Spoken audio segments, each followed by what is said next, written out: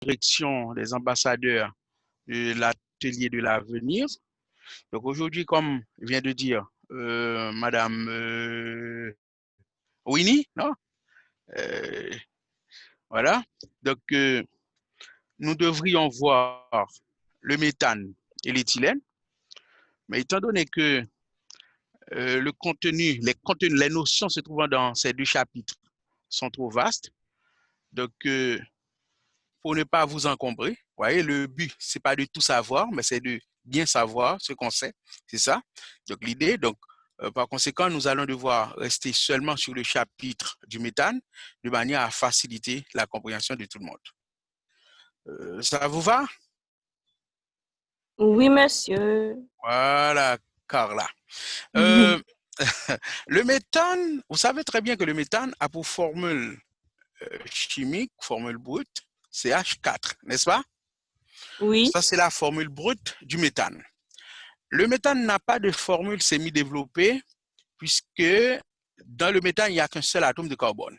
Et par conséquent, il a une formule développée. Vous voyez, c'est l'atome de carbone qui se trouve entouré de 4 atomes d'hydrogène. Étant donné qu'il s'agit d'un alcane, donc les atomes sont liés par des simples liaisons. Ça, c'est la formule développée du méthane. Et on dit souvent que le méthane est représenté par un tétraède. Vous voyez, c'est un tétraède, il y a 4 côtés là-dedans. D'accord? Donc ça, c'est le méthane. Il faut dire que le méthane est aussi appelé formène ou gaz des marais. Formène ou gaz des marais.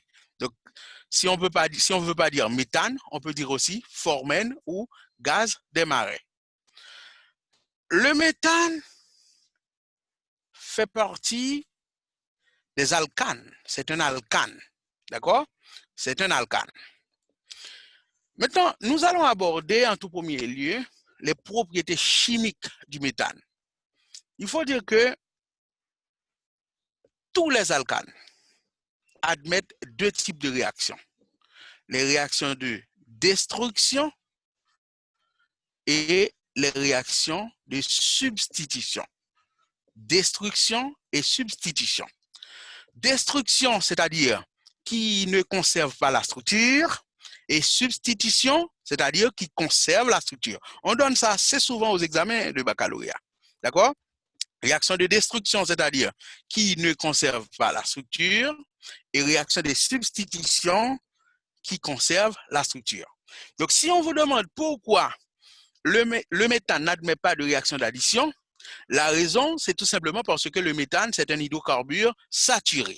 Parce qu'on dit réaction d'addition ou de saturation. Donc, on peut saturer un composé qui n'était pas encore saturé. Puisque le méthane est déjà saturé, les alcanes sont déjà saturés, donc on ne peut plus les saturer à nouveau. Donc, voilà pourquoi que le méthane, ou du moins les alcanes, n'admettent jamais de réaction d'addition. Est-ce que ça va pour tout le monde? Oui, monsieur. Donc, combien de types de réactions on peut retrouver avec le méthane? 2 types de réactions. Voilà, réaction de destruction et ensuite réaction de substitution. Voilà. Maintenant, il y a un petit truc qui est très important, c'est que on doit savoir lorsqu'on est dans les réactions de destruction et on doit savoir aussi lorsqu'on est dans les réactions de substitution. Parce que le même méthane, il peut réagir avec un même corps. Lorsqu'il se trouve dans les réactions de destruction, il donne quelque chose et en réaction de substitution, il donne quelque chose d'autre. Donc, on doit savoir qu'on est dans les réactions de destruction.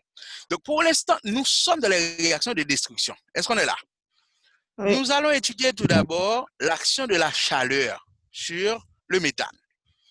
Il faut dire que le méthane, lorsqu'il est chauffé aux environs, disons, au-dessus de 600 degrés Celsius, en présence du nickel comme catalyseur, il se décompose en ses éléments constitutifs. Donc, c'est le carbone et l'hydrogène. Et vous savez très bien que l'hydrogène, c'est un corps biatomique, donc je dois ajouter 2. Donc, on va équilibrer.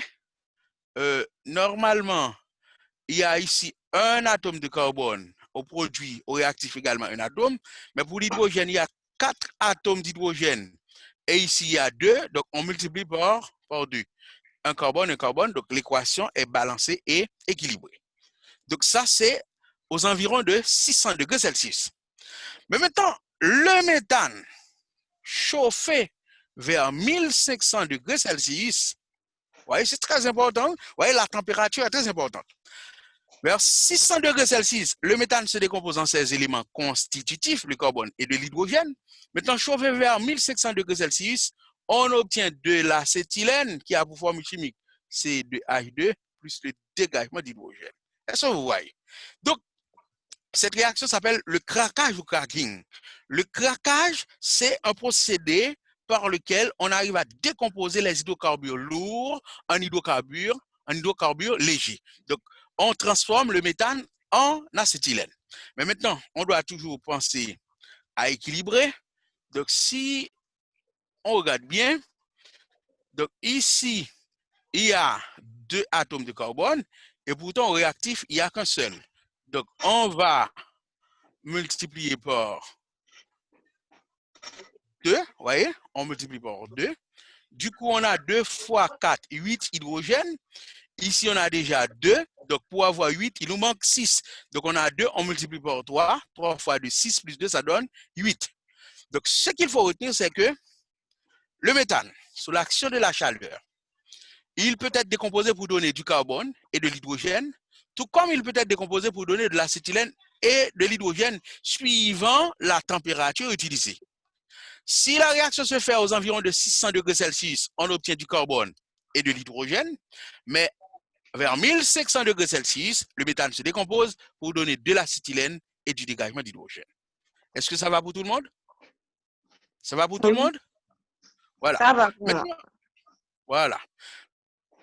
Maintenant, on va voir, nous sommes toujours dans les réactions de destruction.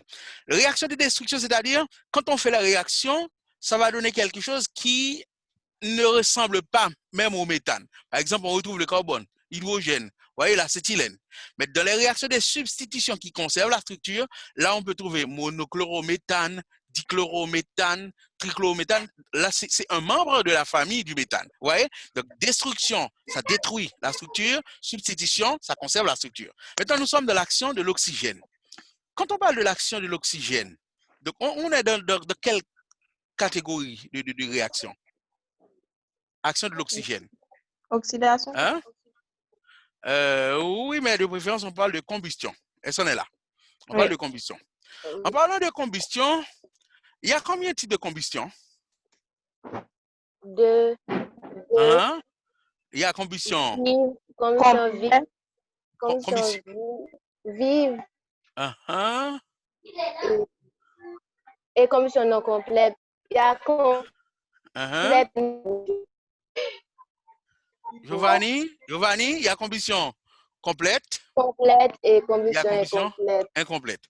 Mais avec le méthane, on peut parler aussi de combustion semi-complète. Est-ce qu'on est là? Donc, on va voir ça. Là, lorsqu'il s'agit de la combustion complète, quelle est la couleur de la flamme? Bleu. La flamme est bleue et il y a suffisance d'oxygène. Suffisance d'oxygène. Et lorsqu'il s'agit de la combustion incomplète, la flamme est jaune. Et il y a insuffisance de l'oxygène. On va voir. Donc, je prends le méthane. On va brûler le méthane dans l'oxygène. Donc, ici, il s'agit de la combustion complète. Combustion complète. La combustion complète de n'importe quel corps donne toujours du gaz carbonique et de l'eau. Et il y a aussi un dégagement de chaleur. Pour le méthane, il y a 214 kilocalories qui se dégagent. Est-ce qu'on est là? Pour le méthane, il y a un dégagement de 214 kilocalories. Excusez-moi, là, il y a quelque chose qui m'échappe. Vous m'attendez un instant. Jude, appelez-moi Sandy, s'il vous plaît. Excusez-moi. Vous pouvez excuser pendant juste quelques secondes. Voilà. OK. Il peut rester.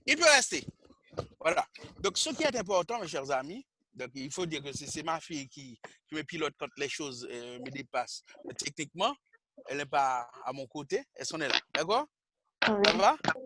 Oui. Donc, ça, c'est la combustion complète.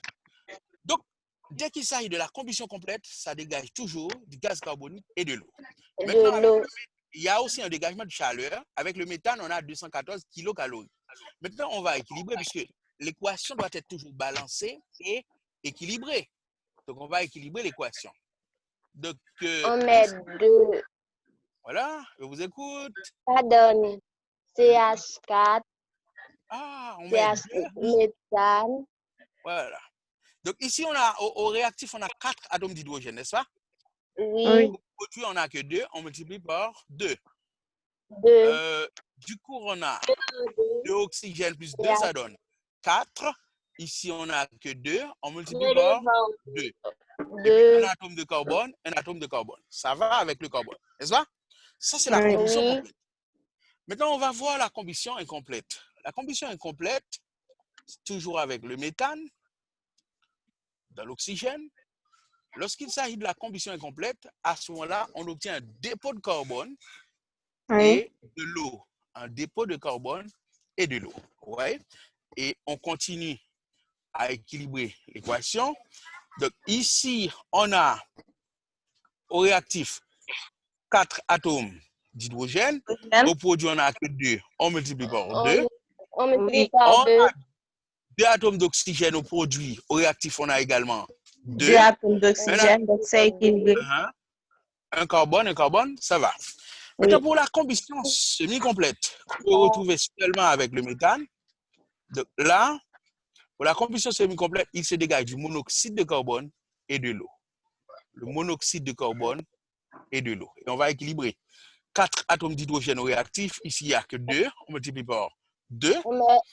Ici, il y a 2 oxygènes. Plus 1, ça donne 3. Vous voyez? 2 plus 1, ça donne 3. Donc ici, si on veut avoir 3, on va multiplier de préférence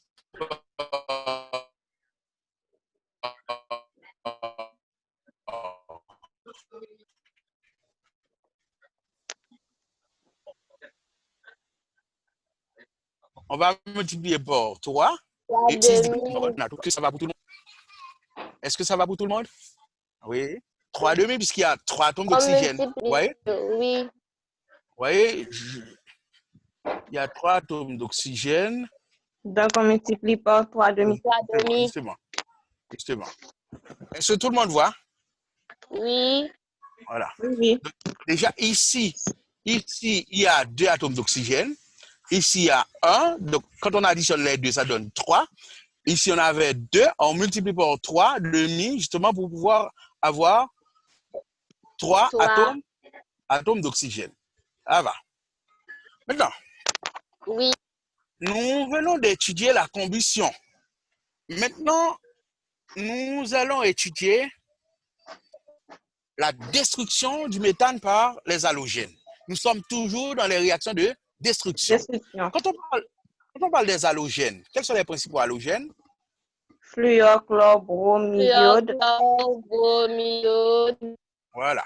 Par quel corps on peut remplacer tous les halogènes? On remplace tous les halogènes par quoi? Hein? Par chlore? Oui. Non. Le chlore, c'est un halogène. Mais on remplace les halogènes par X, n'est-ce pas? Étant donné que les halogènes sont des corps biatomiques, généralement, on met X2. Est-ce que vous voyez? Oui. X2? X2 parce que les halogènes sont des corps biatomiques.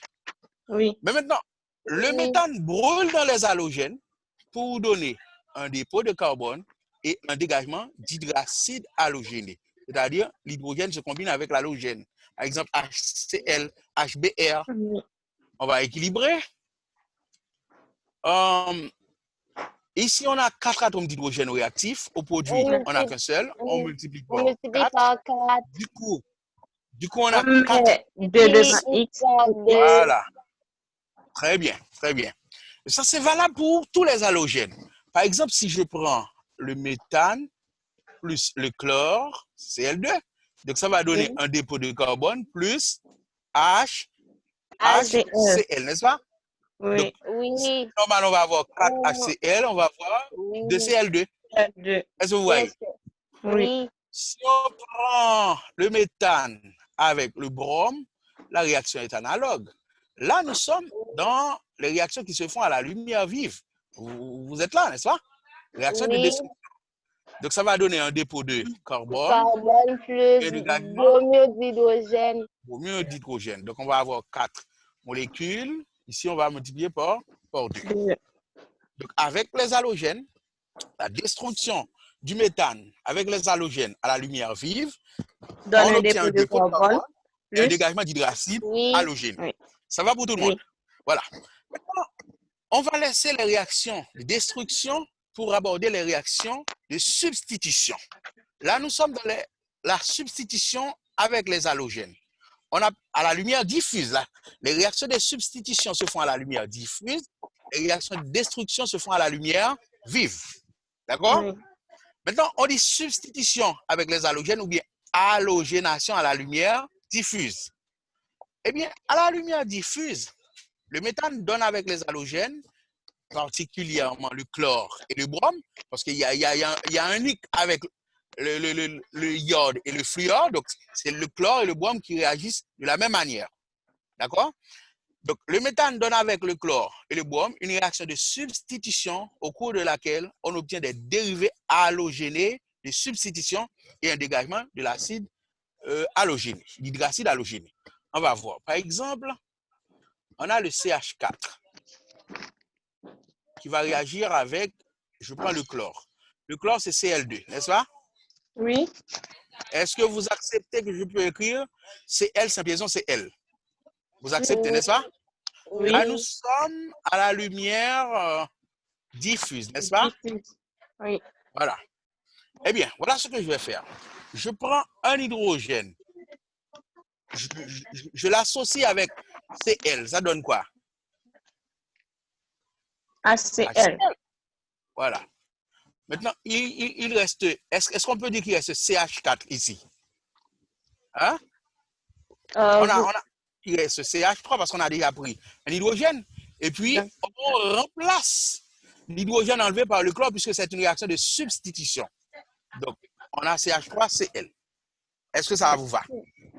Oui. Donc, on va continuer avec cette réaction jusqu'à ce qu'on arrive à enlever tous les atomes d'hydrogène. Donc, le chlore va se substituer un à un aux atomes d'hydrogène. Donc, on a CH3Cl. Cl plus Cl, Plus Cl. On fait le même mouvement, vous voyez, le même mouvement. Oui. On prend un hydrogène, on le marie avec le chlore, ça donne HCl, n'est-ce pas? Oui. Ici, il nous reste CH2Cl. Et puis, Oui. l'autre chlore va se substituer à la place de l'hydrogène. Donc, c'est CH2. H2Cl. Maintenant, on va avoir Cl2 puisqu'on en avait déjà un atome de chlore. Est-ce que ça va pour tout le monde? Nous poursuivons. Il en reste encore. Il y a encore des atomes d'hydrogène. On va continuer avec. Donc, CH2, Cl2, voilà. plus Cl liaison Cl. Donc, on prend à nouveau un atome d'hydrogène. Ouais. Ça donne HCl. HCl. Plus et ici, il reste CHCl2. Donc, on va avoir HCl3. Voilà, très bien. Il reste encore un atome d'hydrogène. On va continuer. CHCl3 plus CL. Ça donne. Enfin. HCl. HCl plus CL3. CCl4. Parce que l'autre atome de chlore va se joindre à CCl3. Est-ce qu'on est là? Maintenant, on va faire le bilan de la réaction. Dans le bilan de la réaction, on élimine tous les éléments qui reparaissent à la fois au réactif et au produit. Par exemple, on a CH3Cl, vous voyez, CH2Cl2, CH2Cl2, CHCl3, CHCl3, vous voyez. Donc, comme ça, il nous reste CH4 plus. Ici, on a Cl2 plus Cl2 plus Cl2 plus Cl2. Ça donne 4 Cl2 puisque Cl, simple liaison Cl n'est autre que Cl2. Est-ce qu'on est là? Oui. 1, 2, 3, 4 HCl plus CCl4. Ah, on doit compter depuis le commencement? Ah oui, justement, pour faire le bilan. Voyez? Oh. Donc, ce composé-là s'appelle le monochlorométhane, ou bien chlorure de méthyle. Le deuxième s'appelle le dichlorométhane, ou bien chlorure de méthylène. Le troisième s'appelle le trichlorométhane Méthane. ou chloroforme. Et enfin, ça c'est le tétrachlorométhane ou bien tétrachlorure de carbone. Est-ce que vous voyez? Donc ça c'est la réaction de substitution. Voilà. Maintenant, ça c'était avec le chlore. Avec le brome, la réaction est analogue. C'est-à-dire on va obtenir pratiquement la même chose. Est-ce que je suis obligé de faire la réaction avec le brome? Oui, pour un deuxième exemple. OK, pas de problème. Donc, on a CH4 plus le brome, Br, simplifions Br, puisqu'on aurait dû avoir Br2. Ça se fait à la lumière diffuse. On va enlever un atome d'hydrogène. On les joint avec l'atome de brome. Ça va donner HBr. Donc, ici, il nous reste CH3. Et puis, l'autre atome de brome, CH3 Br. Ça va. Nous poursuivons. Oui. H3BR plus BR. Simplifions BR. Ça donne HBr HBr plus CH2 BR2 BR2 CHBr plus CH2 BR R2. BR2. On continue avec CH2 BR2 plus BR, simplifions BR. Ça donne encore HBr plus CHBr3. Très bien. Oui. On Et continue. enfin, CHBr3 oui. plus BR liaison BR envers HBr plus CBr4. HBr plus CBr4. Et puis on fait le bilan, n'est-ce pas?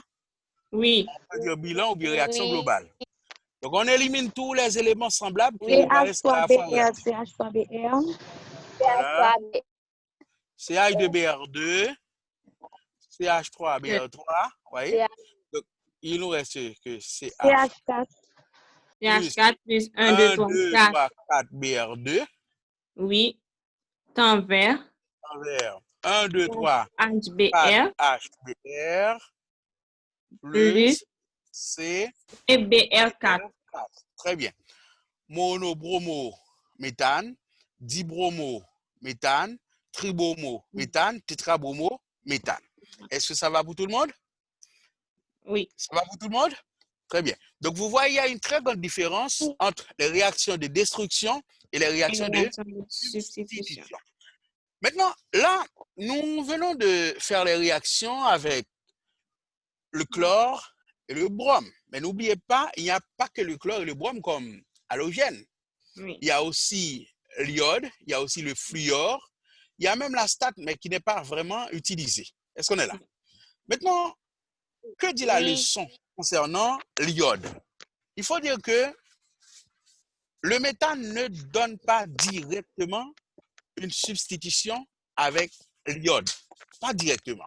Mais cependant, on peut obtenir indirectement des dérivés iodés.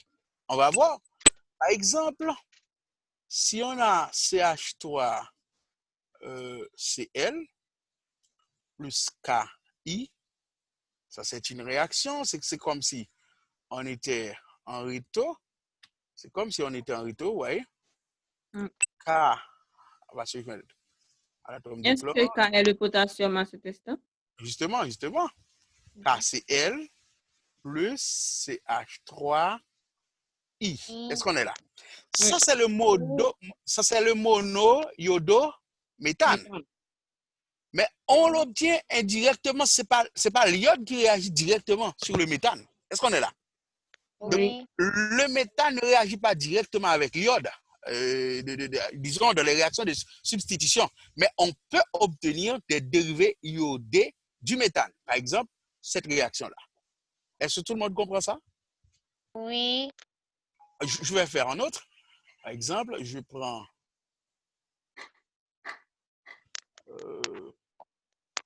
BR.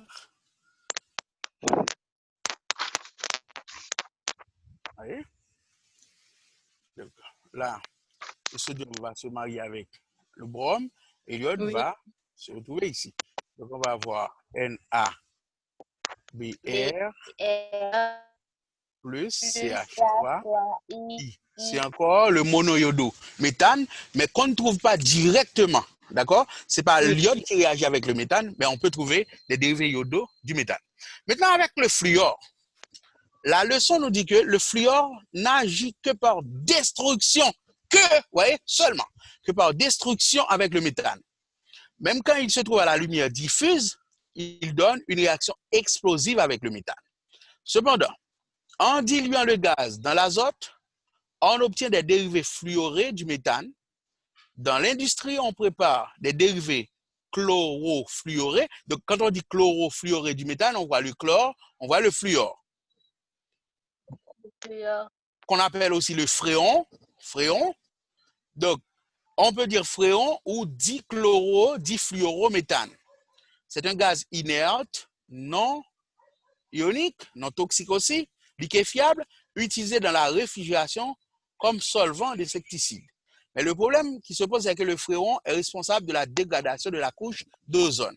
Et vous savez très bien, alors, est-ce que nous qu'on fait expérience ça, nous gagnons, par exemple, un frigidaire qui a marché la caille nous, mais qui pas glacé rien. Oui, vous mettez pas glacé rien. Et pourtant, on dit, c'est gaz qui fini. Nous comptez ça? Oui. Et vous voyez chercher un monde qui connaît ranger, il vient avec un petit appareil, les manomètres, qui peut mesurer la pression gaz là. Il vient avec un tube. Tube, ça, c'est, pour la plupart, c'est fréon en là-dedans. D'accord? C'est fréon dans le tube là. Et puis, il connecte dans le moteur là. Et puis, après, il filme tout le bagaille, ou un moteur marché, il frise normalement. Et bien, c'est fréon, c'est gaz ça. Et où est le solvant frigorigène. Mais cependant, c'est que vous savez très bien que le soleil est vraiment, je dirais, ardent. Le soleil est ardent, nous sommes protégés grâce aux couches d'ozone qui se trouvent dans l'atmosphère. Mais les matériels, ça, par exemple, bégonde, si on prend fréron, les dégagés dans l'air là, ils perdent ces couches d'ozone. Et ça fait que de jour en jour, nous sommes moins protégés par rapport aux rayons du soleil. Donc, le fréon est responsable de la dégradation de la couche d'ozone, c'est-à-dire nous sommes moins protégés par rapport au soleil. Donc, ça que nous devons retenir dans le leçon, c'est que premièrement, le fluor n'agit que par destruction avec le méthane, même lorsqu'il se trouve à la lumière diffuse. Mais lorsqu'on dilue ce gaz dans l'azote, on obtient le CCl2F2. On peut écrire aussi CF2Cl2. Ça s'appelle dichloro-difluorométhane. Dichloro-difluorométhane ou bien fréon. D'accord? Donc, c'est important de retenir la formule chimique du fréon et de savoir aussi que ce fréon s'appelle aussi dichloro-difluorométhane. Et ensuite, ce qu'on doit retenir, c'est qu'on peut vous demander, on peut dire par exemple, la formule développée du fréon est. À ce moment-là, on doit être capable d'écrire la formule développée. Donc, on voit il y a 2 atomes de chlore, il y a 2 atomes de fluor. Donc, je mets le chlore, et puis je mets le fluor. Ça, c'est la formule développée. Vous voyez là, 2 atomes de chlore prennent place de 2 atomes d'hydrogène, tout comme 2 atomes de fluor prennent place des 2 autres atomes d'hydrogène. Est-ce que ça va pour tout le monde? Oui. Ça va pour tout le monde? Voilà. Oui. Maintenant, nous allons étudier la substitution du méthane par l'acide nitrique. Le méthane, c'est CH4, n'est-ce pas? L'acide nitrique, c'est HNO3. Est-ce que vous acceptez que je peux écrire le méthane comme ça? CH3, liaison H. Vous acceptez que ça, c'est le méthane? Oui. Okay. Je décompose l'acide nitrique. Si je prends OH déjà, donc là, il me reste NO2. Vous acceptez? Oui. Cette réaction se réalise vers 480 degrés Celsius. Maintenant, quand H se combine avec OH, ça donne quoi? H2O. H2O. Et puis, comme c'est une substitution, le NO2 va se substituer à la place de H. Donc, on va avoir CH3, NO2. NO2. Ça, c'est le mononitrométhane. Le mononitrométhane. Donc, la substitution du méthane par l'acide nitrique produit de l'eau et du mononitrométhane. L'eau, méthane. Ça va pour tout le monde? Maintenant, Oui. on va voir la substitution du méthane avec l'azote. Ça exige un effort de mémoire. Eh bien, L'autre, l'azote, c'était mononitrométhane. oui, ça c'est le mononitrométhane. On peut dire aussi nitrométhane, mais c'est important de préciser mononitrométhane. Le méthane réagit avec l'azote. Là, ça exige un effort de mémoire. Donc, on doit savoir ça. Si on ne connaît pas ça, on peut se retrouver dans beaucoup de difficultés pour voir que ça va donner exactement ce que nous allons dire. Donc, le méthane réagit avec l'azote pour donner de l'acide cyanhydrique qui a pour formule chimique HCN et un dégagement d'hydrogène. Donc, quand on réagit le méthane avec l'azote, ça donne de l'acide cyanhydrique et du dégagement d'hydrogène. On va équilibrer. Là, on a 2 atomes d'azote au réactif. Ici, on a qu'un seul. Voilà. Du coup, on a 2 atomes de carbone également. Donc ici, on n'a qu'un seul, on multiplie par 2. Mais maintenant, ça modifie la quantité d'hydrogène. On a 2 fois 4, 8. Ici, on a déjà 2. Il nous manque 6. On multiplie par... Est-ce que ça va pour tout le monde? Donc, ce composé s'appelle acide cyanhydrique et cette partie s'appelle cyanure, qu'on avait vu la fois dernière. Oui. Ça va? Maintenant, on va parler de l'état naturel du méthane. Il faut dire que le méthane provient de différentes sources.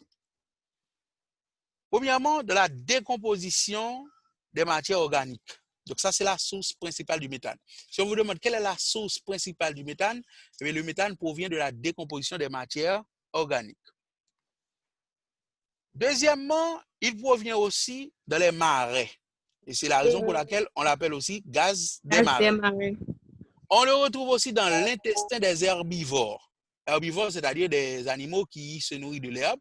Donc, si nous vendions cabrit, après, il y a un gaz qui se dégage. Dans ce gaz, il y a aussi le méthane. Il y a aussi du gaz carbonique. Il y a bien d'autres gaz, mais il y a aussi du méthane. Oui. Vous voulez dire quelque chose? Oui. Oui, on va le voir, le méthane. Alors, normalement, on va voir qu'il y a un gaz qui se dégage. Est-ce qu'on est là? On va voir tout simplement, il y a un gaz qui se dégage. Mais il n'y a pas un seul gaz, non? Il y a aussi le gaz carbonique. Il y a beaucoup de gaz qui se dégagent. Mais dans ces gaz-là, il y a le méthane. D'accord? Donc, c'est au laboratoire. Justement, il y a un mélange de gaz. Il y a un mélange de gaz. Voilà. Maintenant, nous allons aborder les diverses méthodes de préparation du méthane. Le méthane a pour formule chimique CH4, c'est-à-dire il est formé du carbone et de l'hydrogène, n'est-ce pas vrai? Oui. Donc c'est normal à ce qu'on pourrait préparer le méthane avec le carbone et de l'hydrogène. Eh bien, la première méthode de préparation du méthane, c'est par synthèse directe du carbone et de l'hydrogène vers 1000 degrés Celsius. Donc ça donne directement du méthane. Et pour équilibrer, on a 4 atomes d'hydrogène ici, on n'a que 2, on multiplie par 2. Un carbone, un carbone. On met 2 devant, on multiplie par 2. Oui, justement. Donc ça, c'est la première préparation du méthane, par synthèse directe du carbone et de l'hydrogène. Deuxième mode de préparation, c'est la méthode de Senderens. C'est par synthèse indirecte du monoxyde du carbone ou bien du dioxyde du carbone en présence de l'hydrogène. Est-ce que vous voyez? Donc, les deux réactions se font de la même manière. Le monoxyde du carbone ou bien le dioxyde du carbone qui vont réagir avec l'hydrogène, ça va donner directement du méthane et de l'eau. Et ceci dans les deux cas, méthane et de l'eau. Donc, on appelle cette méthode de Senderens. On va équilibrer. Ici, on a Hello? Oui, 3 devant H2. Ça, c'est Gracia, n'est-ce pas? On va mettre 3 devant H2. Mais on va essayer de voir. Ici, on a 4 plus 2, ça donne 6, n'est-ce pas? Et voilà, Oui. on met 3 fois 2, 6. Un carbone, un oxygène, un oxygène. Ça va? On va dans l'autre réaction. Maintenant, qu'est-ce qu'on va faire? Est-ce qu'on va procéder de la même manière? Oui. Ici, il y a combien d'atomes d'oxygène ici? 2. 2. Et ici, il y a un seul, n'est-ce pas? Donc, on doit multiplier par 2. On doit multiplier par 2. Voilà. Donc, du coup, on a déjà 4 hydrogènes. Ça donne 8. Non, mais 4. On multiplie par 4. Un atome de carbone, un atome de carbone. Est-ce que vous voyez? Donc, ça, c'est la deuxième méthode de préparation. C'est par synthèse indirecte du monoxyde de carbone ou du dioxyde de carbone en présence de l'hydrogène, ce qui va donner directement du méthane et de l'eau. Ça, c'est la méthode de Senderens. Donc, si vous arrivez aux examens, on vous dit par exemple, donnez 2 modes de préparation du méthane, y compris la méthode de Senderens. C'est-à-dire, dans les 2 modes que vous allez donner aussi la méthode de Senderens là-dedans. Vous voyez? Oui. On peut vous donner le libre choix. On vous dit, par exemple, donnez 3 modes de préparation du méthane. Là, vous choisissez la méthode que vous voulez. Mais si on dit y compris la méthode de Jordan, y compris la méthode de Grignard, là, on doit préciser également la méthode de Grignard. On doit utiliser la méthode de Grignard. Maintenant, troisième mode de préparation, c'est par la méthode de Jordan. La méthode de Jordan, il faut dire que ça exige un effort de mémoire. C'est-à-dire, si on ne sait pas qu'on doit utiliser tel corps, et ces corps-là, en les utilisant, ils vont donner tel autre corps, on ne peut pas faire ça. Donc, c'est l'acide sulfhydrique, H2S, qui réagit avec le sulfure du carbone, c'est S2, vous voyez? En présence du cuivre, ça donne directement du méthane et du sulfure cuivreux, Cu2S. Est-ce que vous voyez? Donc là, ça exige un effort de mémoire. Et c'est ça qui est difficile dans la chimie de philo, la chimie organique. Il y a des choses qui exigent un effort de mémoire, c'est-à-dire des connaissances déclaratives, le par cœur. C'est très important. Donc l'acide sulfurique mélangé avec le sulfure du carbone plus le cuivre donne du méthane et du sulfure cuivreux. Maintenant, on va équilibrer. Je veux commencer avec le méthane. Il y a 4 hydrogènes ici. Ici, il n'y a que 2. Oui. On va mettre 2 devant H2S. Du coup, on a 2 soufres. Plus 2 soufres, ça donne 4 soufres. Donc là, il y a un seul. On multiplie par 4. Ah, il y a combien d'atomes de cuivre? On met 8 devant l'atome de cuivre. Est-ce que ça va pour tout le monde? Ça, c'est la méthode de Jordan. C'est important d'identifier les méthodes.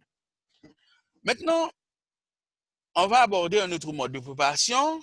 C'est par hydrolyse du carbure d'aluminium. Quand on dit hydrolyse, il revient à faire quoi? À faire réagir avec de l'eau. Voilà, à verser de l'eau. Donc, le carbure d'aluminium, c'est Al4C3. N'est-ce pas? C'est ça, c'est la 4e méthode de préparation du méthane. Oui. Donc, on ajoute de l'eau, H2O ou bien HOH. L'hydrogène se combine avec le carbone, ça donne le méthane. Et puis, le groupement OH va se joindre avec l'atome d'aluminium pour donner AlOH. Oui, 3 fois. Qui est encore insoluble. Là, on est dans la règle de Berthollet. Oui? Donc, on va équilibrer. Ici, on a...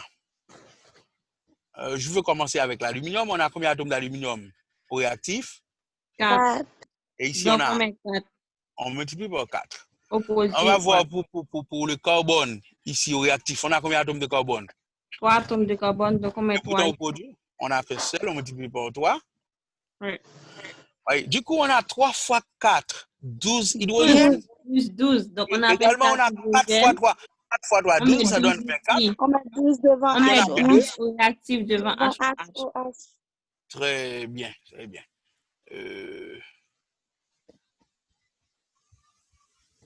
Voilà. Donc là, on met 12 d'abord. Voilà. Ça, c'est la préparation du méthane. Ça, c'est facile, oui, d'accord? Donc, par hydrolyse du carbure d'aluminium, on obtient du méthane et de l'hydroxyde d'aluminium qui est un corps insoluble ou bien un précipité. Il faut dire que on peut remplacer l'eau par l'acide chlorhydrique. C'est-à-dire, on a Al4C3 plus HCl. C'est encore le même mouvement. Là, l'hydrogène va se combiner avec le carbone pour donner du CH4, le méthane. Et puis l'aluminium se combine avec le chlore. L'aluminium a pour valence 3, le chlore valence 1, ça donne AlCl3. Donc maintenant, on va équilibrer. On a 4 aluminium, on a un seul atome ici, on multiplie par 4. 3 atomes de carbone, réactif ici un seul, on multiplie par 3. Du coup, on a 3 fois 4, 12 hydrogènes. 3 devant C. Ah, on va multiplier ici par... alors, on a 3 fois 4, 12. On va multiplier par 12. 12. Donc, c'est équilibré. Il y a 12 chlore, 4 fois 3, 12. Yeah. Est-ce que ça va? Oui, ça va. Ça va. Maintenant, il y a une autre mode de préparation du méthane, c'est par décarboxylation de l'acide acétique. Quelle est la forme chimique de l'acide acétique? Acide acétique, CH3COO, je crois. CH3, simple liaison, COOH. Oui. Si on ne met pas H, c'est acétate. D'accord? Donc, vers 400 degrés Celsius, l'acide acétique se décompose, se décarboxyle. Pour vous donner, vous voyez, je prends cet atome d'hydrogène, disons, je fais joindre l'atome d'hydrogène, cet atome d'hydrogène avec CH3, ça va donner CH4, n'est-ce pas vrai? Il en reste que COO. COO n'est autre que CO2. Ouais? Donc la décarboxylation de l'acide acétique donne du méthane, du gaz carbonique. Ouais? C'est équilibré puisque c'est une décarboxylation qui se fait. Donc c'est équilibré. Donc l'acide acétique peut être appelé aussi l'acide éthanoïque. C'est la même chose. On peut dire acide éthanoïque ou bien acide acétique. Voilà. Il y a une autre mode de préparation, c'est encore par décarboxylation de l'acétate de sodium en présence de la chaux sodée ou bien de la soude caustique. L'acétate de sodium, n'oubliez pas que cette partie, c'est l'acétate. Donc, si on veut écrire l'acétate de sodium, donc on remplace l'hydrogène par le sodium. En présence de la chaux sodée ou bien la soude caustique, NaOH, voyez? Donc, là, je prends cet atome d'hydrogène, je le mets en réaction avec CH3, du moins, je fais joindre l'hydrogène à CH3, ça donne CH4. Maintenant, il nous reste quoi? Il nous reste Na. Donc, on peut dire Na2, n'est-ce pas? N'est-ce pas? Oui. On a COO et puis O. Donc, COO, ce n'est autre que CO3. CO3. COO, CO3. Est-ce qu'on est là? Donc, ça s'appelle carbonate de sodium ou bien carbonate disodique. Sodique, c'est l'adjectif dérivé du sodium. Di veut dire il y a 2 atomes de sodium. Donc, la décarboxylation de l'acétate de sodium en présence de la chaux sodée ou bien de la soude caustique donne du méthane et du carbonate disodique. Ça va pour tout le monde? Oui. Ça vous va? D'accord. Oui. Maintenant, on va faire une dernière mode de préparation. Cette fois-ci, c'est par la méthode de Victor Grignard. La méthode de Victor Grignard, on a un radical. Ce radical doit être méthyle puisqu'on veut préparer le méthane. Avec X, donc là, on a une fonction dérivée halogénée. Dans une première étape, on le met en présence d'un atome de magnésium. Donc, ça va donner R, comme le magnésium a pour valence 2, on le met ici, X. Donc, du coup, on a une fonction organo-magnésien. On prend la fonction organo-magnésien, R, Mg, X, on le met en présence de l'eau. Regardez bien. Maintenant, l'hydrogène va se combiner avec R. On va avoir RH. Et puis, on va avoir MgOH X. Donc là, c'est comme si on est dans l'abstraction, puisqu'on ne voit pas, et on ne voit pas, on ne comprend pas. N'est-ce pas vrai? Oui. On va rentrer dans la réalité. On va rentrer dans la réalité. Je prends Rx. R, c'est toujours le méthyle, puisqu'on veut préparer le méthane. X, c'est un halogène. Choisissez n'importe quel halogène. Vous choisissez quel halogène? Chlore. Le chlore. On le met d'abord en présence d'un atome de magnésium. Vous voyez? On va avoir CH3, Mg, et puis Cl. C'est chlorure de méthylmagnésium. Oui. Deuxièmement, on prend le chlorure de méthylmagnésium, on le met en présence de l'eau. Vous voyez? Là, je prends l'atome, cet atome. Alors, ici, on a CH3 ici, n'est-ce pas? Oui. On prend cet atome d'hydrogène, on le joint à CH3, ça donne CH4, n'est-ce pas? Et puis, Oui. il reste MgOH, vous voyez, MgOHCl. MgOHCl. HCl. Ça s'appelle chlorure basique de magnésium. Donc là, on prépare le méthane. Est-ce que vous êtes là? Oui. Donc, en gros, on a étudié les réactions de destruction avec le méthane et on voit que dans ces réactions-là, le méthane ne conserve pas sa structure. Ensuite, on a étudié les réactions de substitution avec le méthane, dans lesquelles le méthane conserve sa structure. Et enfin, on a étudié les diverses méthodes de préparation du méthane. Voilà. Donc, si vous avez des questions, vous pouvez les poser. En cas contraire, on va s'arrêter là puisque c'est la fin de notre travail pour ce aujourd'hui. Okay. Est-ce que vous avez des questions? Oui, oui. Attends. Pouvez-vous reprendre la partie avec... Attendez un instant.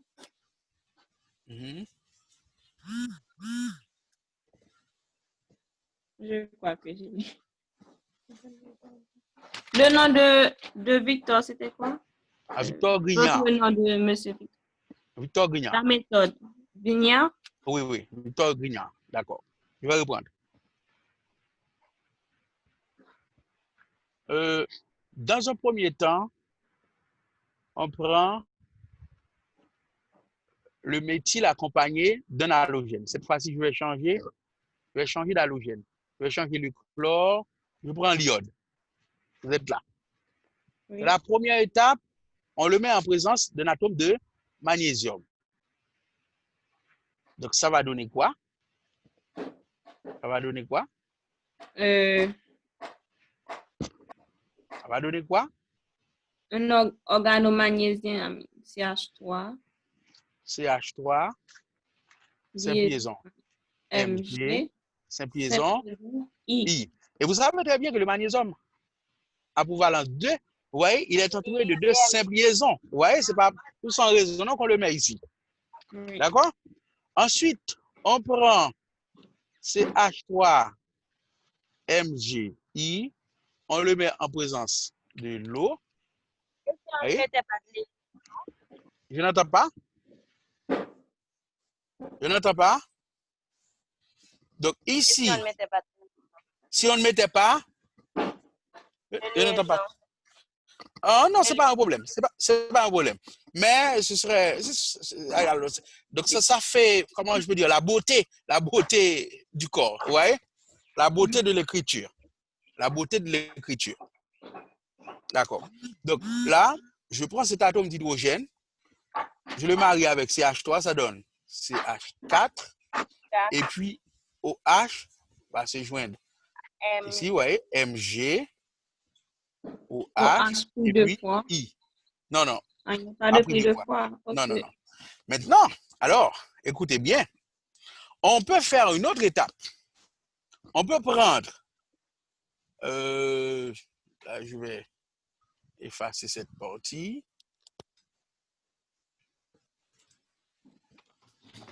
On peut prendre le MgOH, I. On le décompose. Ça va donner MgOH pris 2 fois plus Mg I2. Donc là, on va équilibrer. Vous voyez, on a 2 Mg. Ici, on n'a qu'un seul. On multiplie par 2. On a 2 OH. On a 2 OH. On a 2 I. On a aussi 2 I. Hydroxyde de magnésium, iodure de magnésium. Mais maintenant, ce n'est pas trop important. C'est pas trop important cette étape parce qu'on a déjà préparé le méthane. L'objectif, c'est la préparation du méthane. Est-ce que vous voyez? Est-ce que ça vous va? Hello? Hello? Oui, on vous entend, oui.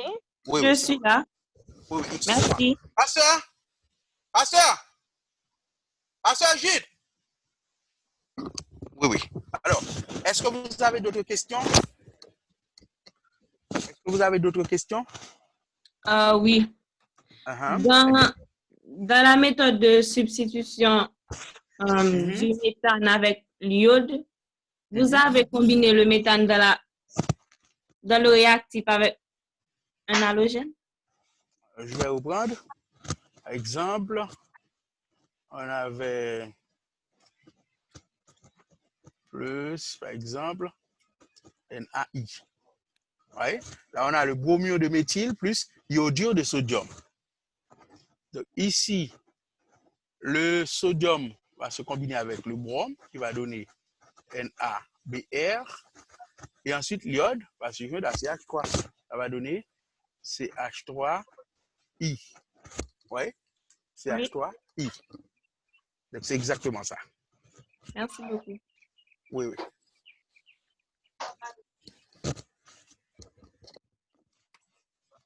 Très bien. Est-ce que ça va pour tout le monde? Est-ce que ça va pour tout le monde? Ça va pour tout le monde?